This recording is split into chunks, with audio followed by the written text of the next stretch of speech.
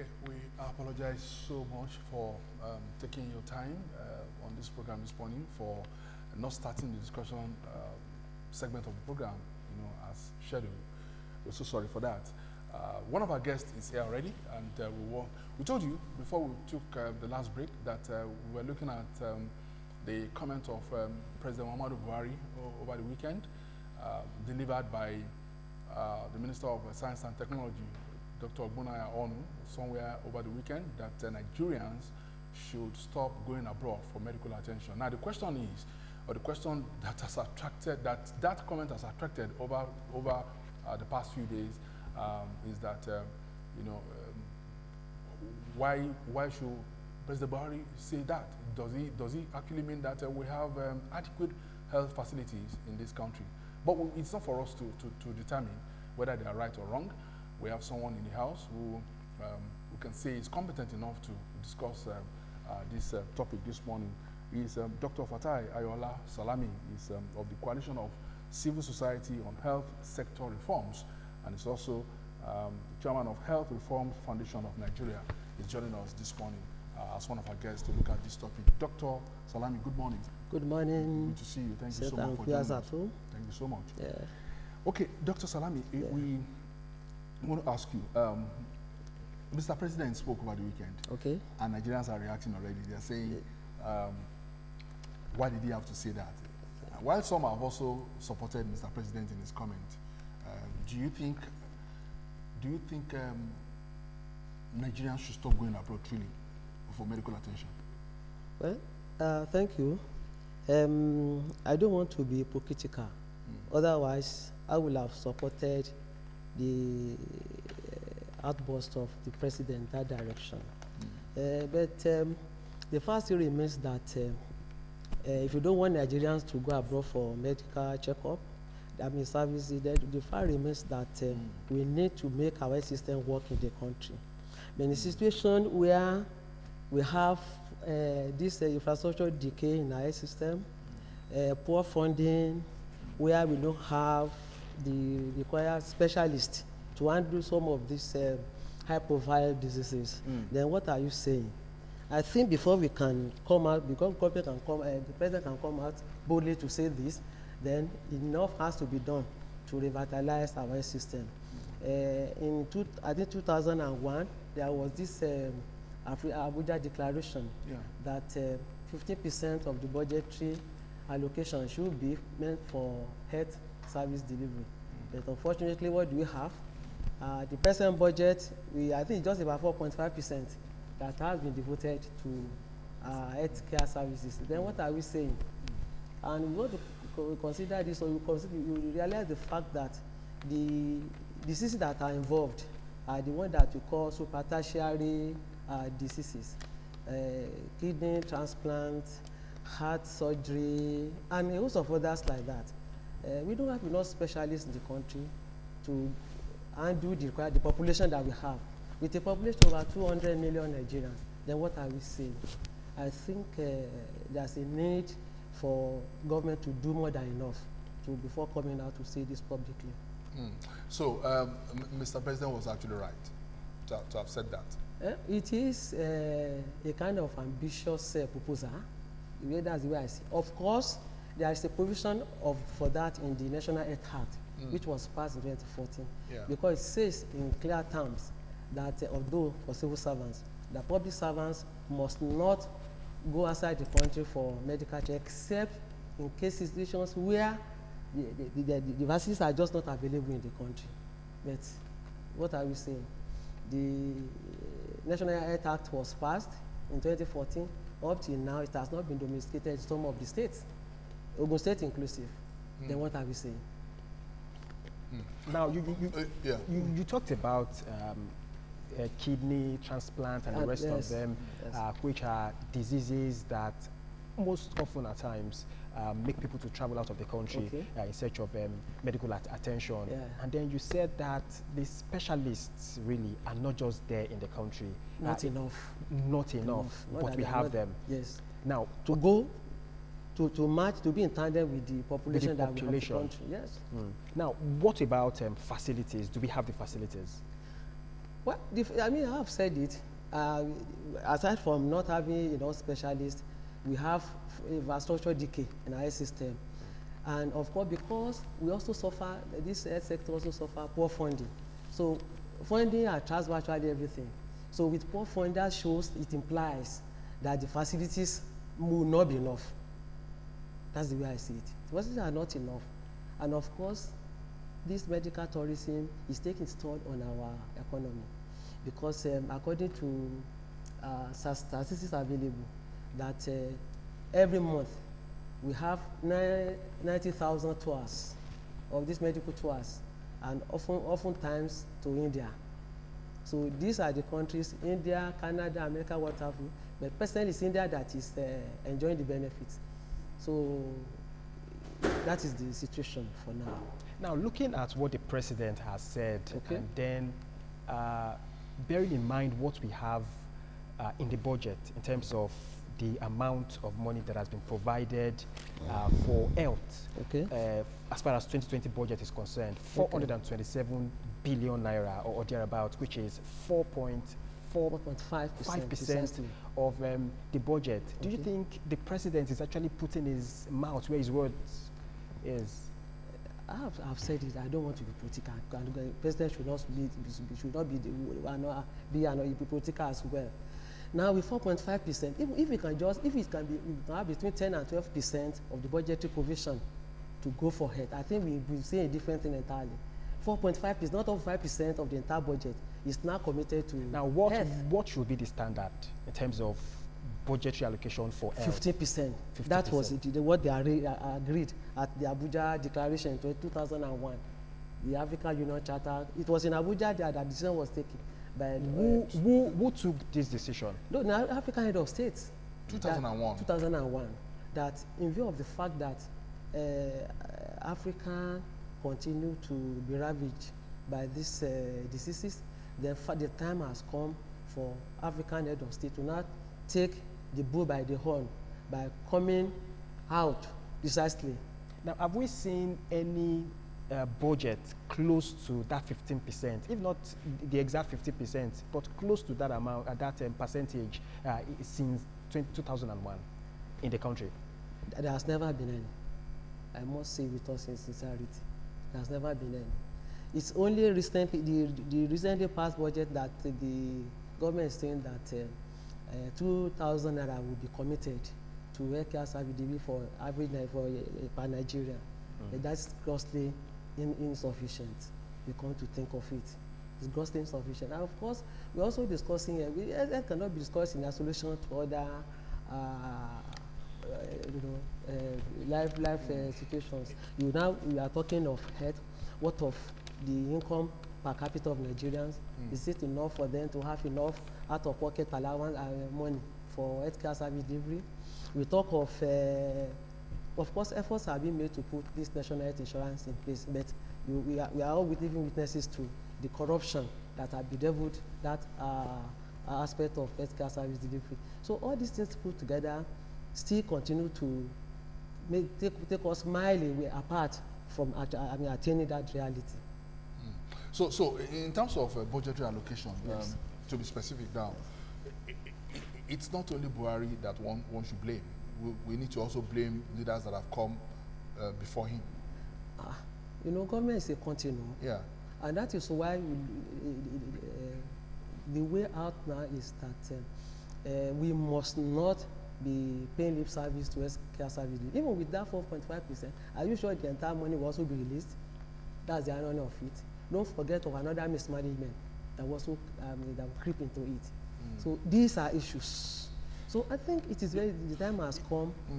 Government has to involve the organized private sectors, so that for possible support.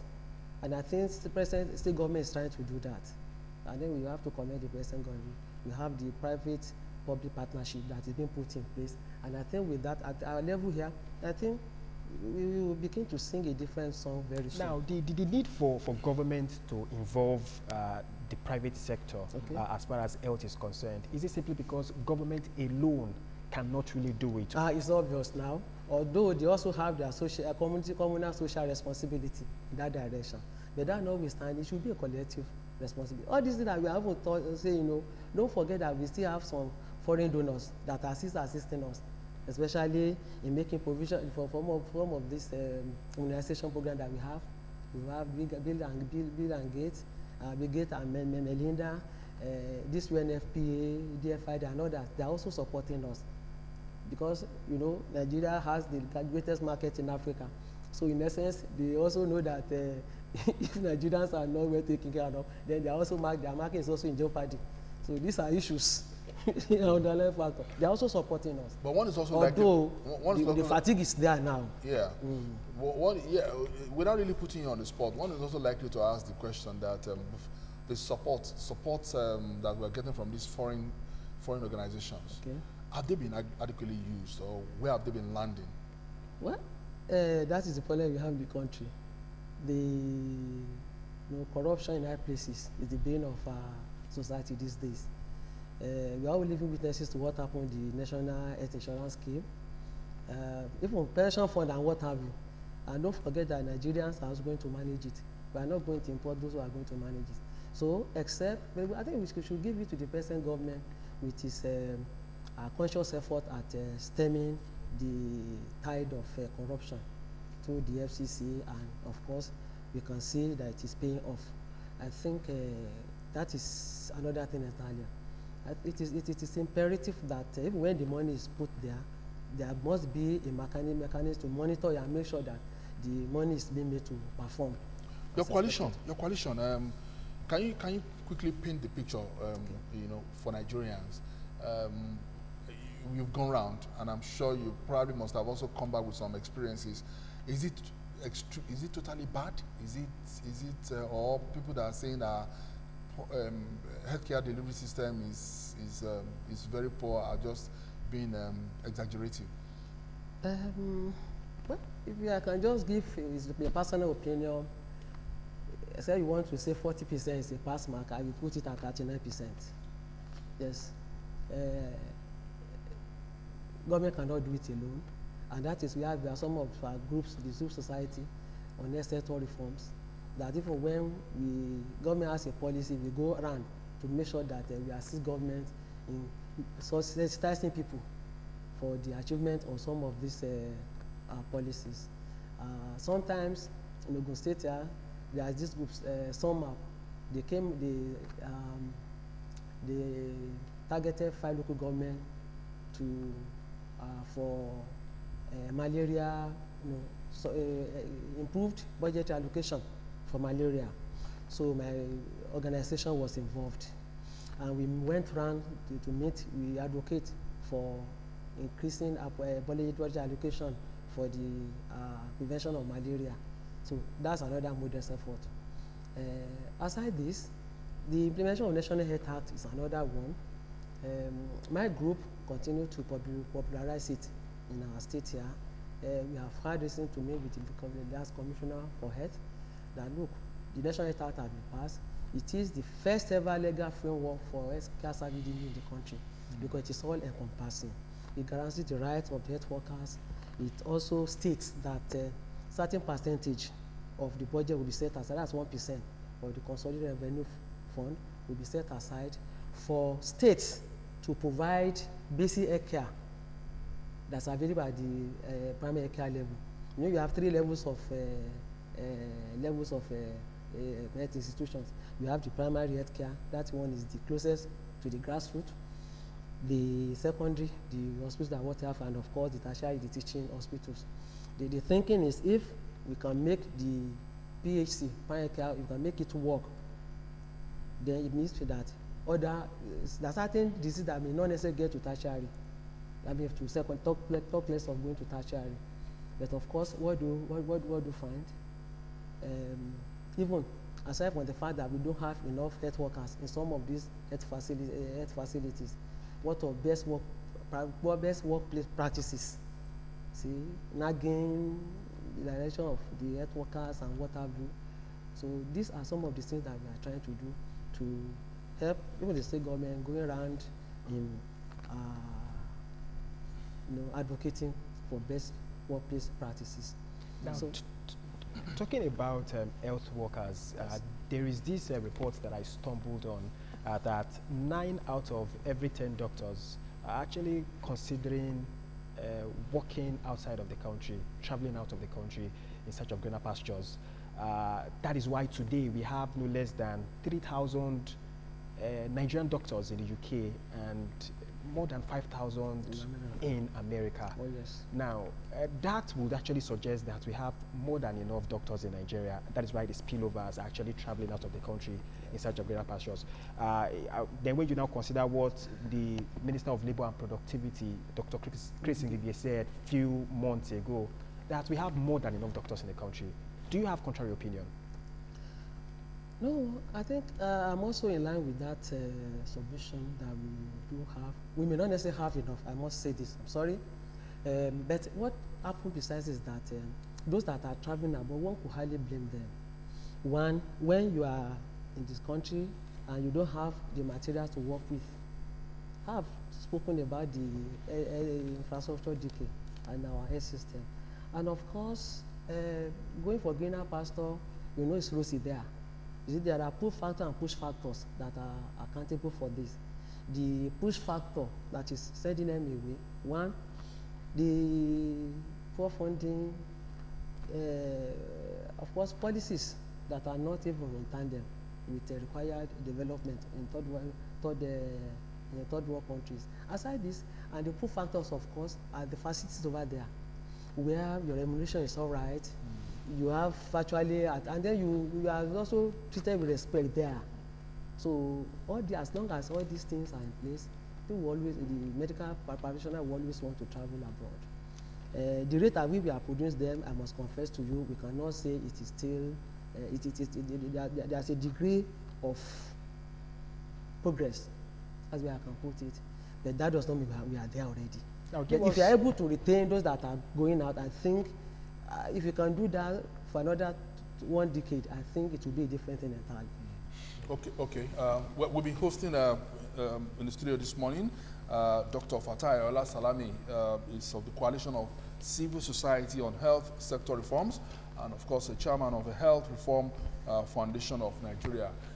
We've been looking at the state of Nigeria's healthcare delivery system. That's actually coming at the background of what Mr. President said over the weekend, that Nigerians should stop seeking medical attention abroad. We'll take this break, we'll be right back shortly, and another guest will join a doctor in the house, and we'll make this discussion fully comprehensive. Stay with us.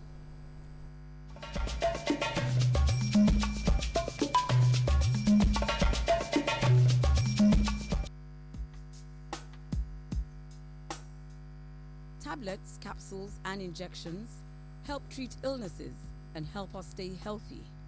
However, inappropriate use of such medication can lead to worse conditions or even death. Consulting pharmacists and doctors to review new medication keeps us safe. Do you know that a mix of aspirin, supplements of ginger or garlic could lead to fatal internal bleeding? Antibiotics taken with milk rather than water can affect the absorption and effectiveness of the medication. Some deaths can also be self-inflicted. How? Taking medicine recommended for your neighbor or family member, believing you have the same ailment. Even when the drug is original, its storage determines its effectiveness. Some need cool room temperature, others the fridge. Don't self-medicate. Remember, don't buy your medicines from unauthorized chemists, kiosks, hawkers, buses, or even supermarkets. Don't. Look out for the RX sign. See your doctor regularly. Research has shown that 1 in every 3 children below the age of 5 in Nigeria suffer at least one form of malnutrition. This equates the situation in Nigeria to what is commonly found in war-torn countries. Yet Nigeria cannot be addressed as a war-torn country. Giving our children the right combination of food they need for proper mental and physical growth is a very important national duty that we all must perform. And nutrition experts say that we don't need huge sums of money to do this. When our children are not allowed to reach their full mental and physical potential, our country will automatically fail to meet its potential for greatness. We cannot afford for this to happen. Let us help to reduce all forms of malnutrition. My name is Aisha Buhari. Join me to fight malnutrition in children.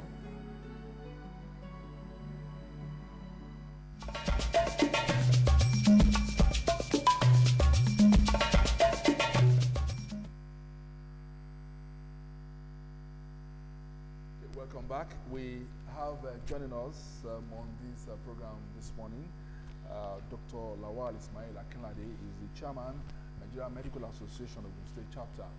He's also joining the discussion this morning. Good morning, Dr. Good morning. Good to see you. Happy New Year. Yeah, Dr. Salami has said so much about the state of Nigerian public health facilities.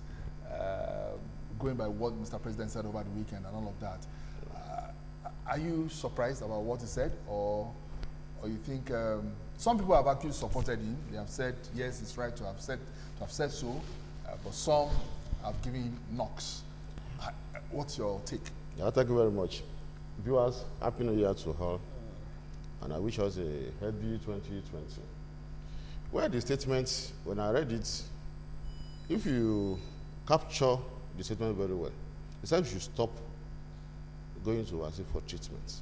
That implies Mr. President is having a very good intention for Nigeria in terms of health care. That's my belief. What's then left is for us to sit down and see how do we achieve so that people should stop going abroad for treatment. Unfortunately, what we are going to get over there, if we have a working system in Nigeria, that will be different. The human resources is there. If you improve the welfare and things get better, people will stop traveling out for health care services.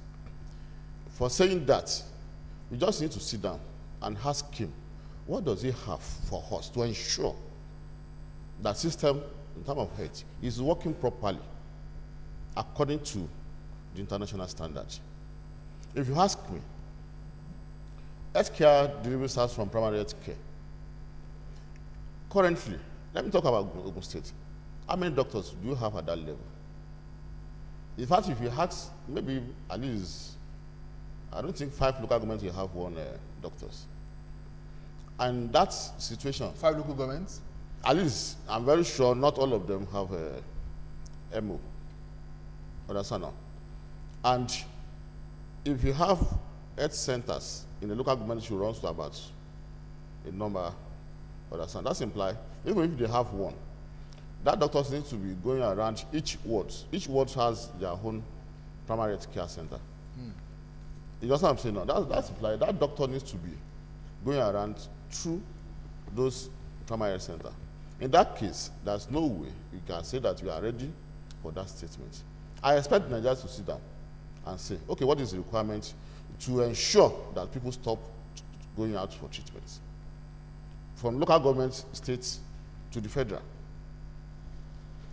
For an instance now, our tertiary institutions, let's take that one for instance. As of today, hardly, many of them, they don't have what's required for them to get to patients in terms of tertiary care of health. Because we have an hospital, a teaching hospital that doesn't have working MRI, doesn't have working CT scan. In fact, some of them doesn't have working sphygmomanometer that used to take BP. And unfortunately, the government has been spending money on the health. But people should ask questions, where are those money going? We need to monitor.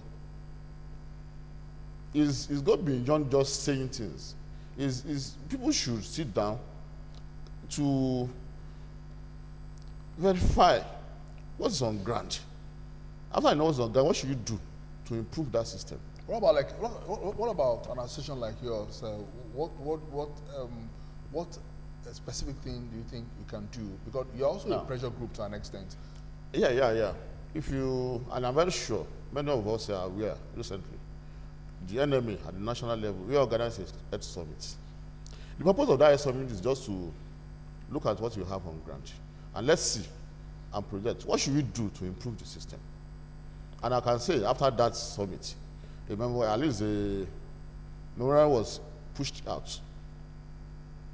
You understand now? At least in newspapers, it was aired on the televisions and so on. That this is what you expected from the government to do.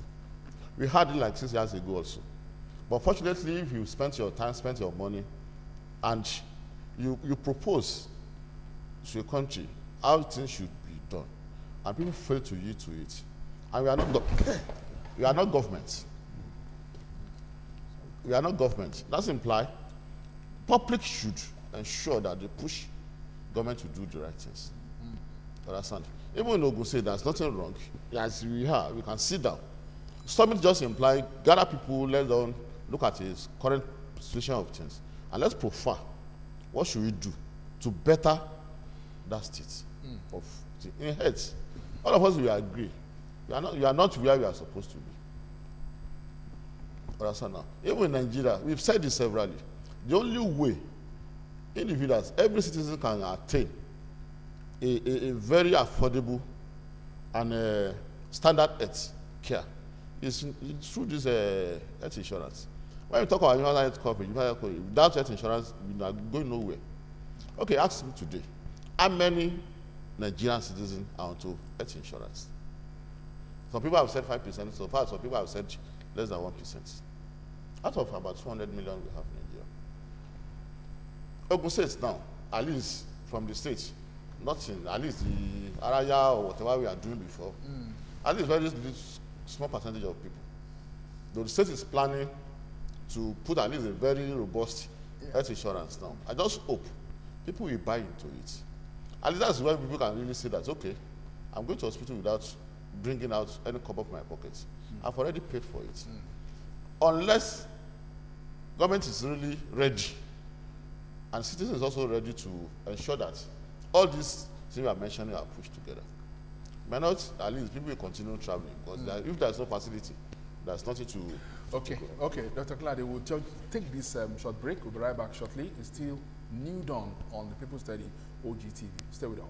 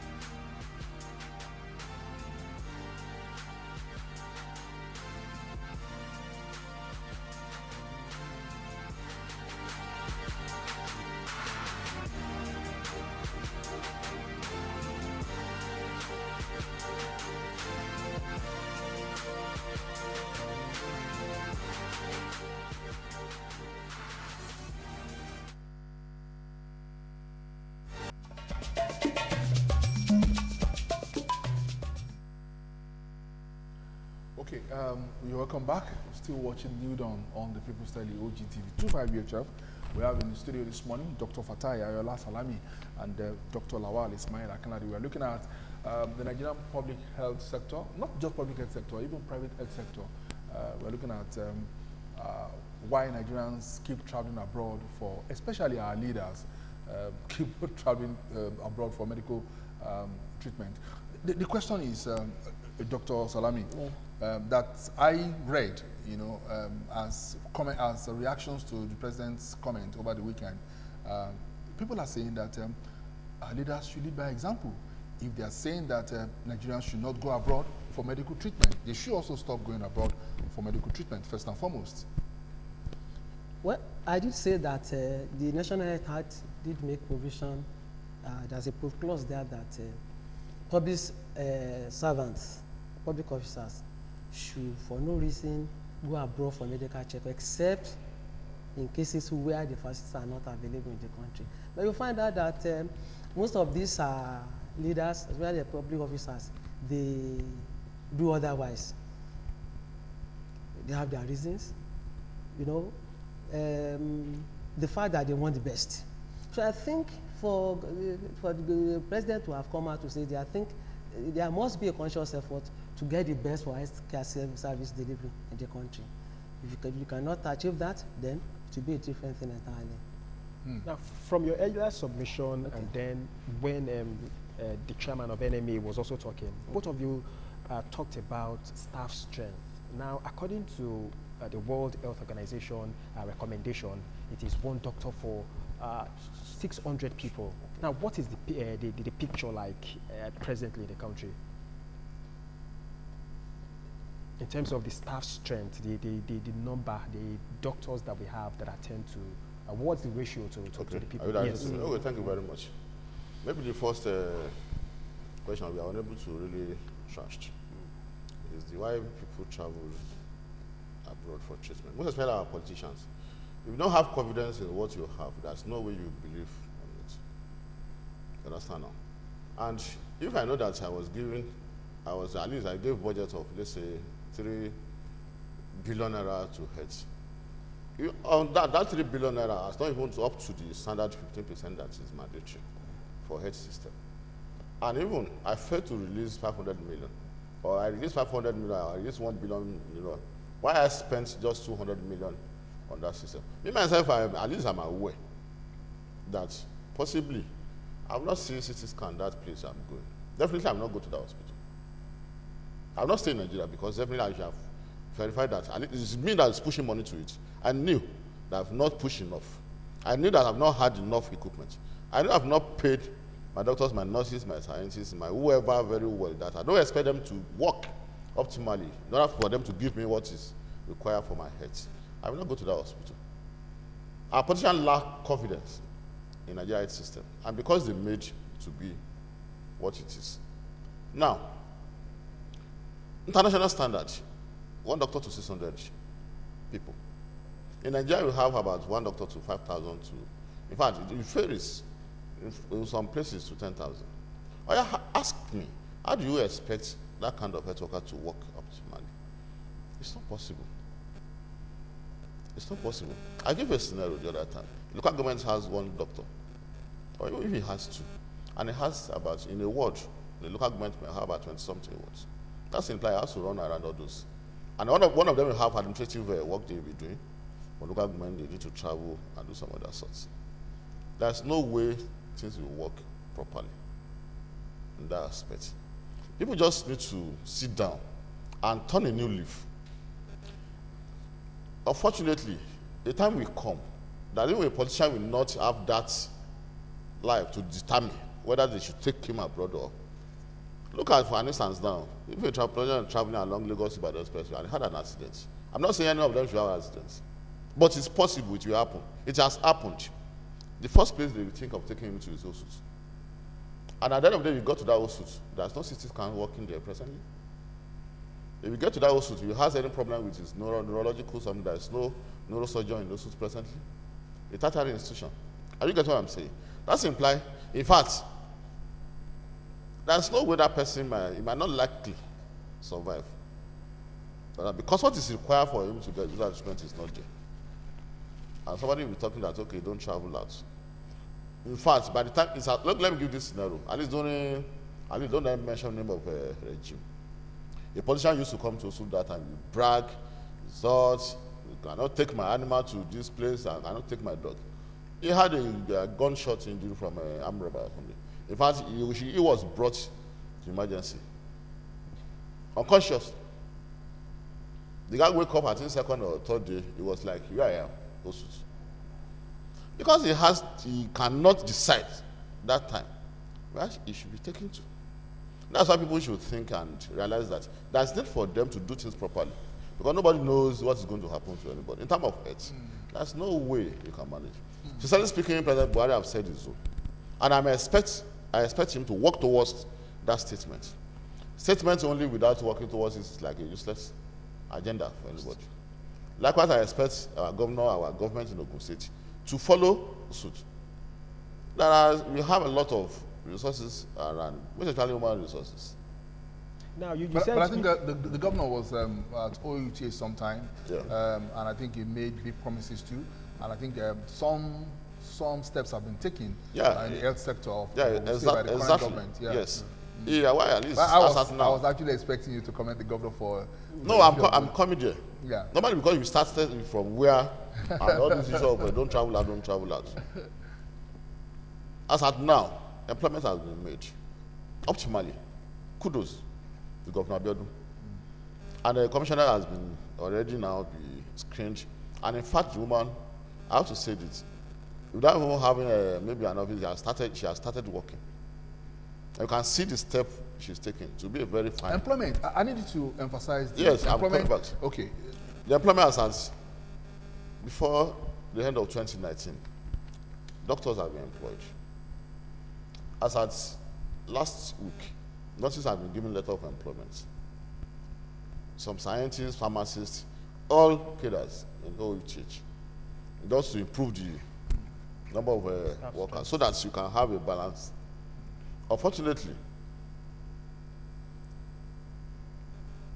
if you have staff, you have human resources, and there's nothing to work with, it's going to be a fatal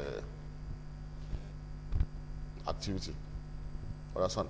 I'm saying this for us not to travel, for politicians not to travel abroad, for citizens not to travel abroad in order to seek for health care. People should sit down and say, okay, in Osu as a tertiary institution, the only tertiary institution in Ogun State that's being owned by Ogun State, FMC is also there. What is required for you to make it a tertiary institution? In a matter of days or weeks, I want that place to have CT scan MRI. I have that place to have a very workable emergency facility. I want, at least currently now, you don't have any cardiac surgery, you don't have any neurosurgery, you don't have neurosurgeon and so on. All those things should be put in place and fixed so that anybody can be boast that. In fact, anybody will have that no moral rights. A politician will have no. Once you have everything in place, what do we want? Unfortunately, people who go abroad, it's not that they are getting something better than what we offer in Nigeria. I've seen instances. People even, in fact, people die abroad. In fact, as immediately as they are noticing they are going to die, they send them back. Understand? There are some diseases that you might not really do much. You tell some people that's okay, and the way you are going, this might not be. You have to be frank at times, but people still insist they are going out. They go out, after some time they bring them back, and I've seen them in a matter of 1-2 days the person died. That's how it is. It's not that there's no brain in Nigeria, but it's draining. Well, I agree with you that we have brains in the country. As a matter of fact, I stumbled on the report that most of these politicians who travel out of this country on medical trip, they get treated by Nigerian doctors, you know, in all of those foreign countries where they travel to. So we have the brains. So they usually, yes. So the question here is not whether we have competent hands in the country, but the question is the conducive environment and then equipment facilities. Yes, that's the word, facilities.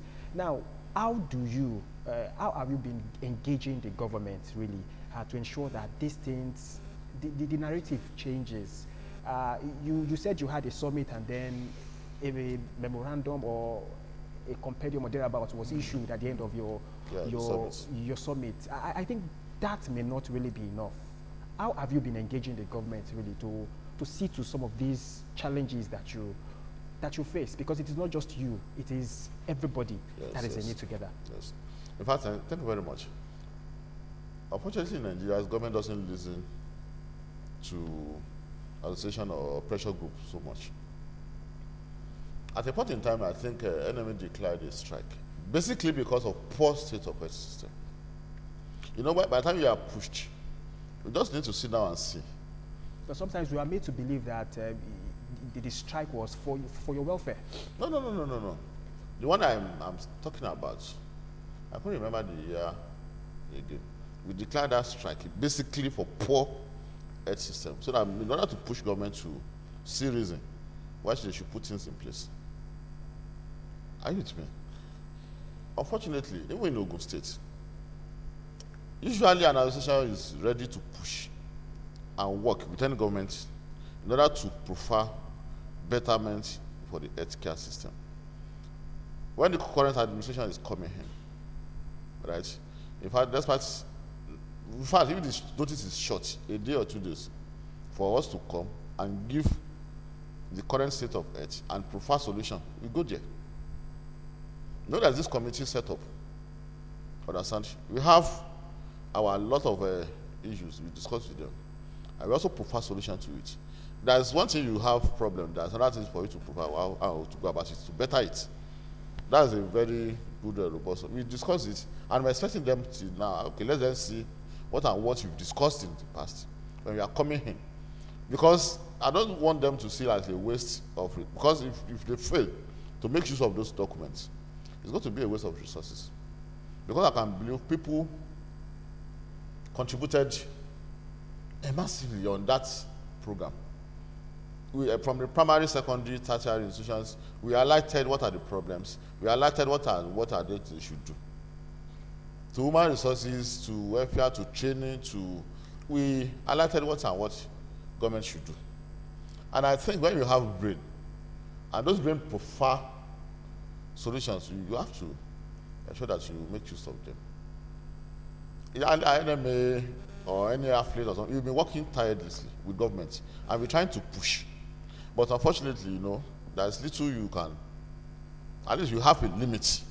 At least you can't push your hand to treasury of Nigeria and say you want to go and buy equipment. Exactly. But one thing that is very important is this.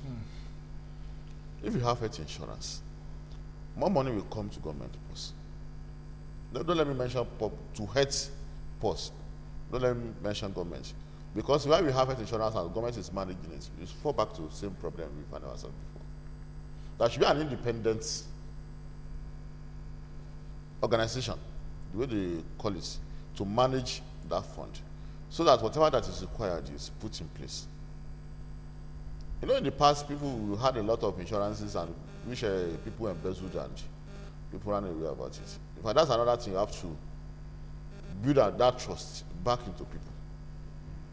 You understand? And I keep saying it, it's not difficult for us to ensure health insurance in the state. I've said it before. For instance, now, if you say market people, how are you going to get money from them? Okada people, how are you going to get money from them? Drivers, it's easier for those of us that work with governments. At least deductions will be made and will be. But I can tell you, there's no Okada man that will ride Okada within any time without paying 500 naira per day. And people are collecting it, and they're paying it. If you estimated money, at least monthly subvention from individual like maybe say 5,000 or 3,000, and you are added 100 or 150 to that 500 naira per day. And at the end of the day, that person needs health care. You go to hospital and attend. Do you think the person will not be happy with it? It's the same thing with market women. They have their organization, they have their association that government can liaise with. They are stakeholders. I told them to call all of them together, sit them down together, and say, we need your cooperation. It's not going to be by force. Government can make law, but we have to find a way to be suitable for people, comfortable for them to achieve it. And the target is affordable and standard health care. That's what you should look to. So, Dr. Salam, the solution, according to, just like you also mentioned, is insurance scheme. Yes. Insurance scheme. Okay. But what that is also become something like, winking in the dark. If just a few states are doing it, maybe 4 or 5, what is wrong with other states also joining, joining that kind of train? Isn't the time that we call on state governors to also come, on a round table and discuss, because health is very, very, very key to the development of the economy? Well, the fact still remains that we don't actually put political will behind the implementation of the National Health Act. If you can do this, all these things have been captured in the Act. States are expected to have their community-based health insurance, and that's why we are giving it to the present government. In the days of this Commissioner Adeoku, that was when Araya was packaged. Shoyinka? Yes, Shoyinka. And it was a good step in a good direction. Shoyinka incidentally was the executive secretary of Health Reform Foundation at national level. It is this organization that provided leadership for the formulation of the policy, eventual passage of the policy. And you need to see the starting provisions of this Health Act. That one, it guarantees respect for health workers. Doctors have their rights, nurses have their rights. It's all inclusive. It is there that provision is made for basic health care provision, that every Nigerian must be able to access basic health care at the primary care level. It must be available, accessible, and affordable. And that is why that health insurance is expected to be put in place.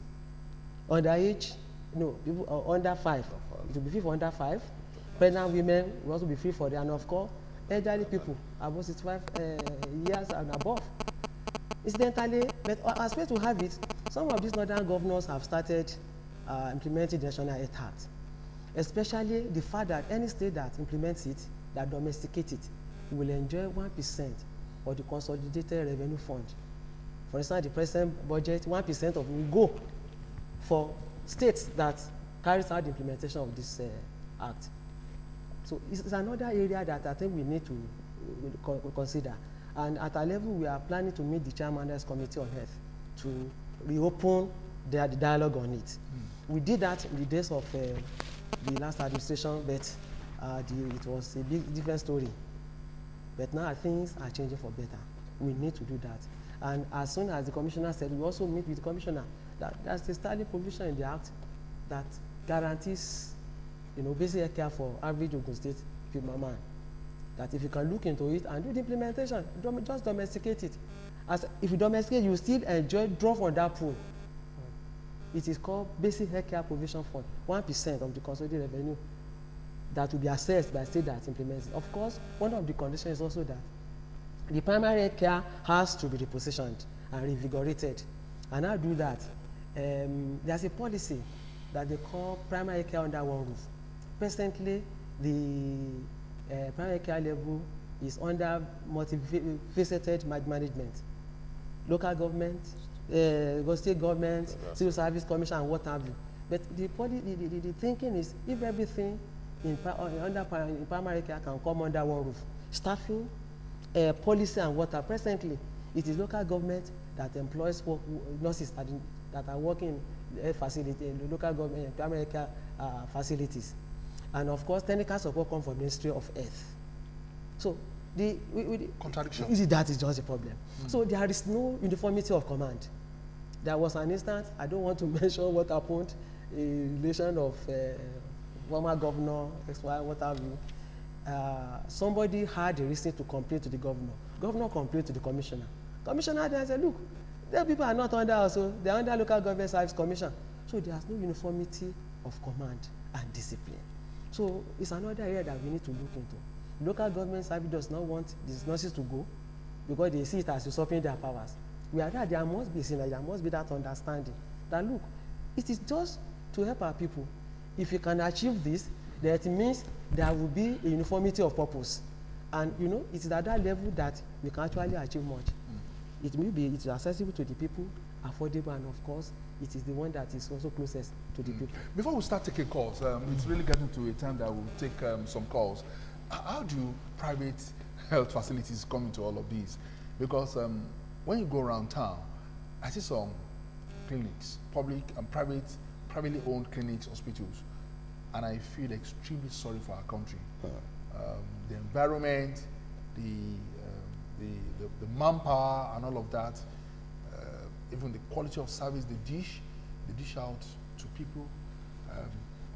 Yet these people that patronize them are Nigerians. How does that make you feel? Well, don't forget that Nigeria would love to look for something that is very cheap, and because the income per capita is also small, so and that is why the fact remains that this Health Act also make provision for it, that for any health care to be established at all, that's what we call certificate standard that all the health facilities must have.